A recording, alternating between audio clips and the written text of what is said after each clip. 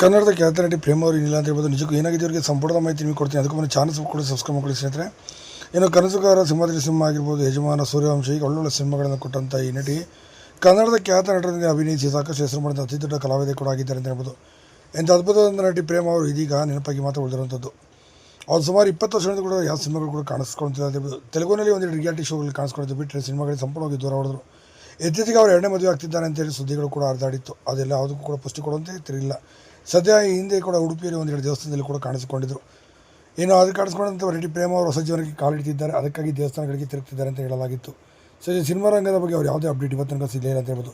ಸುಮಾರು ಶಿಶಿರ ಸಿನಿಮಾ ಆದ ನಂತರ ಯಾವ ಸಿನಿಮಾದಲ್ಲೂ ಕೂಡ ಅವರು ಕಾಣಿಸ್ಕೊಳ್ಳಿಲ್ಲ. ಅಲ್ಲಿಂದನೇ ಸಂಪೂರ್ಣವಾಗಿ ನಿಲ್ಲವಾದರು. ಸ್ವಂತ ಉದ್ಯಮವನ್ನು ಮಾಡಿಕೊಂಡು ಈಗ ಕೊಡಗಿನಲ್ಲಿ ಅವರದೇ ಆದಂಥ 3-4 ಛತ್ರಗಳನ್ನು ಕೂಡ ನಿರ್ಮಿಸಿದ್ದಾರೆ. ಸದ್ಯ ಮದುವೆ ಚೌಟಗಳನ್ನು ಮಾಡಿರುವಂಥ ನಟಿ ಪ್ರೇಮ ಅವರು ಇದೀಗ ಇನ್ನಿಲ್ಲವಾಗಿದ್ದಾರೆ ಅಂತಲೇ ಹೇಳ್ಬೋದು. ಏನೇ ಇಲ್ಲಿ ನಟಿ ಪ್ರೇಮ ಅವರು ನಿಜಕ್ಕೂ ಕೂಡ ಕನ್ನಡ ಸಿನಿಮಾ ರಂಗದ ಅತಿ ದೊಡ್ಡ ನಾಯಕಿ ನಟಿ ಅಂತಲೂ ಕೂಡ ಹೇಳ್ಬೋದು. ಆಗ ನೀವೇನಂತೀರ ದಯವಿಟ್ಟು ಕಮೆಂಟ್ ಮಾಡಿ.